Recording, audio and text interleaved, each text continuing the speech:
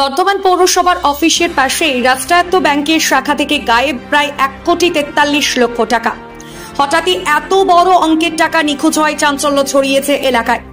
পৌরসভা থেকে থানায় অভিযোগ দায়ের করা হলে ঘটনার তদন্ত শুরু করে পুলিশ এবং ব্যাংকিং ব্যবস্থার ব্যর্থতার ওপর আরও নজরদারি বাড়ানো হবে বলে জানান।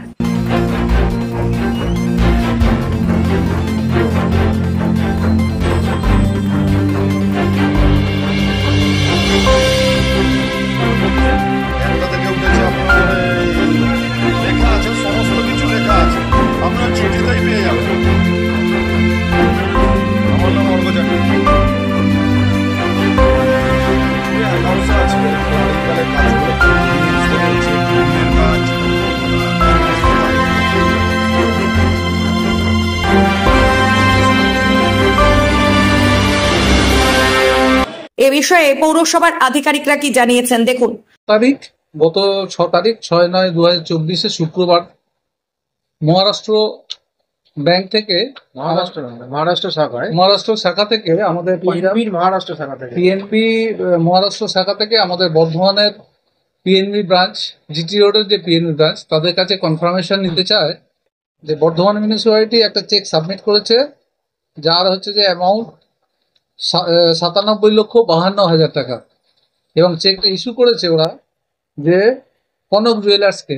তো এটা কি ওরা এটা কনফার্ম করার জন্য হচ্ছে বর্ধমান পিএনবির ব্রাঞ্চ ম্যানেজারকে ওরা হচ্ছে যে বলে, তখন ওরা হচ্ছে আমাদের সঙ্গে যোগাযোগ করে এবং আমরা ওদের কাছে টোটাল ডিটেল হচ্ছে যে রিপোর্ট পাওয়ার পরে আমরা হচ্ছে আমাদের ফিনান্স অফিসারের ঘরে আমাদের এএফসি আমরা হচ্ছে সবাই মিলে স্ক্রিনিং করে দেখি যে না, অরিজিনালি হচ্ছে যে আমরা চেক ইস্যুই করিনি।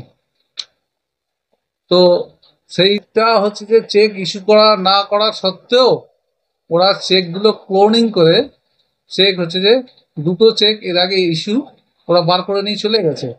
এইটা হচ্ছে থার্ড চেক, যেটা হচ্ছে ওরা ইনক্যাশ করতে চেয়েছিল, সেইটাতেই হচ্ছে যে ধরা পড়লো। এবং সঙ্গে সঙ্গে হচ্ছে যে আমরা যা প্রসিডিওর আছে সঙ্গে সঙ্গে দিল্লি সাইবার ক্রাইমে হচ্ছে যে জানাই, বর্ধমান সদর থানায় আমরা এফআইআর করি, চেয়ারম্যান স্যার এফআইআর করেন। তারপর থেকে হচ্ছে যে টোটাল ব্যাপারটা হচ্ছে যে আইনের মাধ্যমে হচ্ছে যে টোটালটাই কেস স্টার্ট হয়ে গেছে। এবং আমরা খবর পেয়েছি যে মহারাষ্ট্র শাখা থেকে হচ্ছে যে দুজন অপরাধীকে ধরা পড়েছে এবং টাকাগুলো হচ্ছে এখান থেকে ট্রান্সফার করে নিয়ে গিয়ে দুটো ব্যাংক ঘুরিয়ে ফাইনালি একটা যে ব্যাংকে রেখেছে সেই ব্যাংকের অ্যাকাউন্টও সিজ করেছে।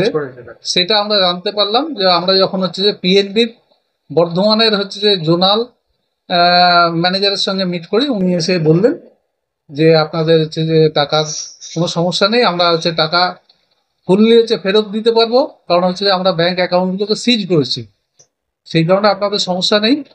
তো আমাদের একটুখানি ইনভেস্টিগেশনের জন্য একটু সময় লাগবে, তো সেই সময়টা আমাদেরকে দিতে হবে, ফলে হচ্ছে যে আপনাদের আমরা এ করবো। তাই যাই হোক, পৌরসভাতেই চেকগুলো অরিজিনাল চেকগুলো আমাদের আছে ও আমাদের কাস্টডিতেই আছে, কিন্তু হচ্ছে যে ওরা চেকগুলোকে ক্লোনিং করেছে, করেও হচ্ছে যে মানে অ্যাকচুয়ালি ঠিকঠাক করতে পারেনি।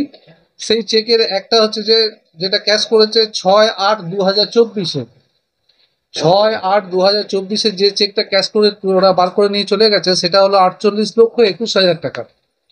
সেই চেকে হচ্ছে যে আমাদের যে সাইনিং অথরিটি, এক্সিকিউটিভ অফিসার এবং ফিনান্স অফিসার, এদের সিগনেচার ছাড়া কখনো কোনো চেক রিলিজ বা ইস্যু হওয়ার কথা নয়। কিন্তু ব্যাংক থেকে হচ্ছে যে যারা হচ্ছে যে চেকগুলো রিলিজ করেছেন, এইখানে ওই চেকেতে এক্সিকিউটিভ অফিসার এবং চেয়ারম্যান স্যারের সিগনেচার থাকা সত্ত্বেও চেকগুলো রিলিজ হয়ে গেছে।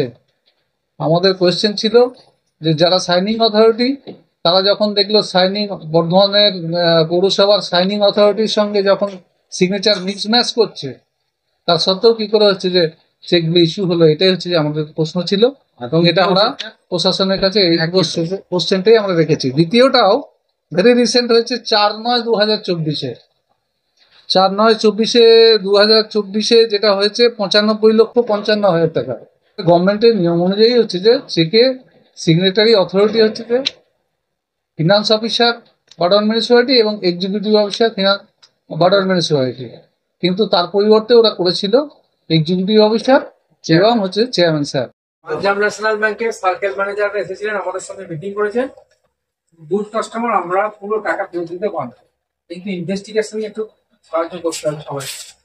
ইনভেস্টিগেশন এত সিকিউরিটি ঘোটালা কেস হয় পিএনবি থেকে।